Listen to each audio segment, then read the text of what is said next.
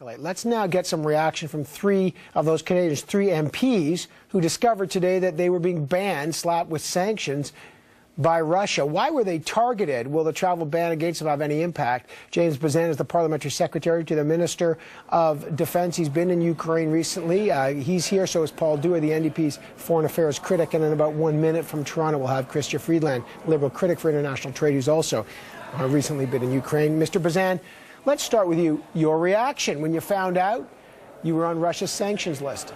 Well, I wasn't surprised, and it was something I was expecting that was going to come. There was enough rhetoric coming out of the Russian Federation that they were going to take retaliatory action against Canada. So I was expecting this to happen. I'm going to wear it, as I think you've already heard from a number of people today. This is a badge of honor, and we're proud to be on this list. It means that all of us on this list have definitely gotten underneath the skin of President Putin and the Russian Federation for our outspoken support for the people of Ukraine, for this transitional government, and condemning the invasion of Crimea and the illegal referendum that was conducted there by the Russian Federation. But when you say getting under the skin of Mr. Putin and the Russians, is that really the goal here? I mean, is this thing escalating? So, you've got under the skin, they've slapped a ban on, you've called it, and John Baird called it a badge of honor, I understand that. But what's the goal here? Our goal is to convince President Putin, the Duma, and the authorities of Russia to de-escalate the tension that we find ourselves in throughout the region, not just in Crimea. They need to back off. They need to start working alongside with their counterparts on a global context, or they're going to face greater isolation. And as has been said by the Prime Minister numerous times now, is the only way to de-escalate the situation is to have the Russian troops withdraw from Crimea. Okay, you want the withdrawal. Let me move to Paul Dewar. First of all, your reaction to getting slapped with this ban. Well, as James said, it's not really a surprise in some ways. But I'll be frank, this morning when I actually received the email, I was surprised. I thought, okay, they're going after me. That's kind of strange in a way, but not surprising in a way.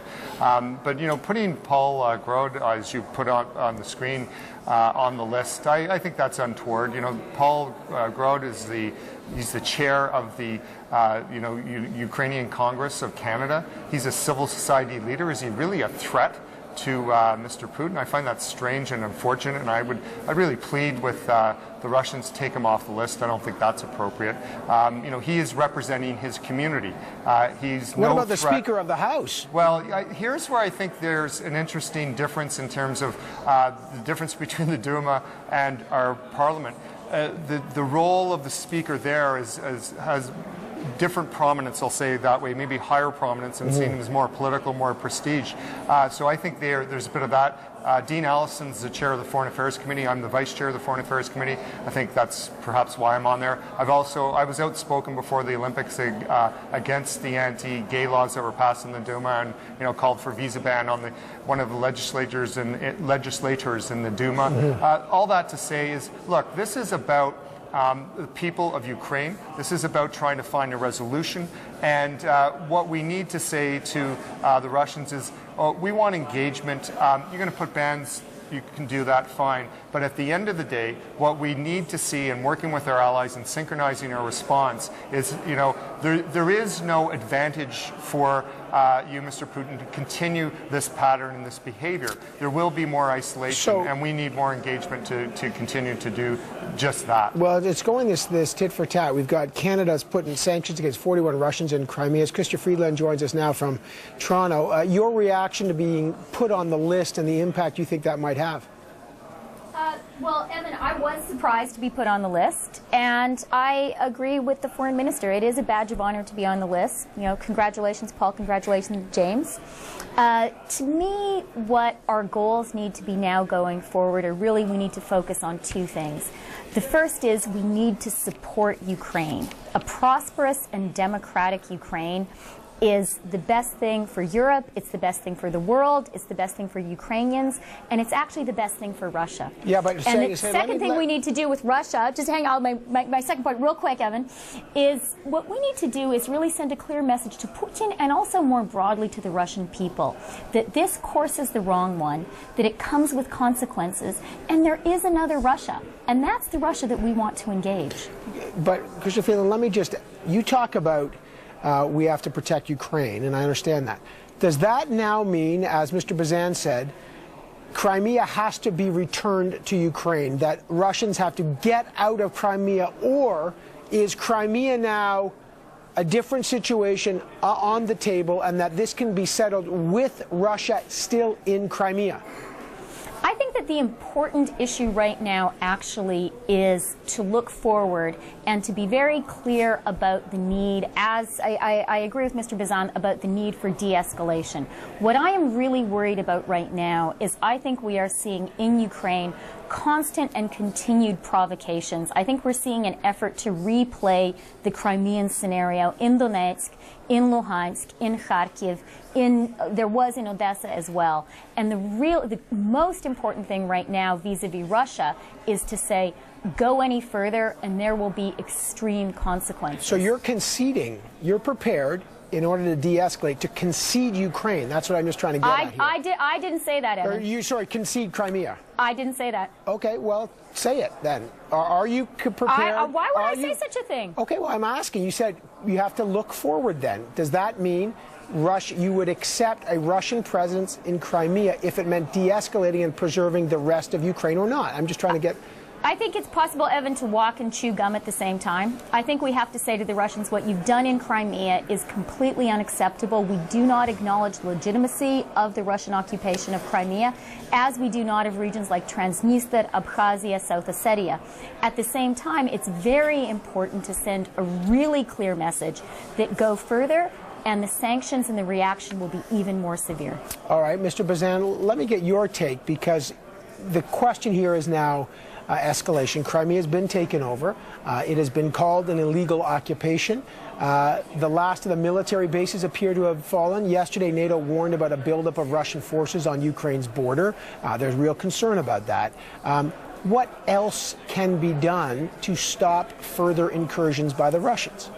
I want to just go back to what Krista was just saying, is that we want to make sure that Crimea is respected as territory of Ukraine. Because what Russia's doing is a complete violation of all international law and treaties that they're signatory to.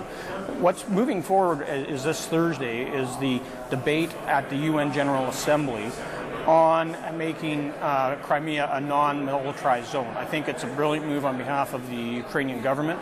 Canada, of course, is a co-sponsor of that motion, and that we'll be speaking to it on Thursday. And I think this is the way forward in finding a resolution, is demilitarize the area and then actually have a way to discuss with the people of Crimea as to the future without being threatened at the end of a gunpoint.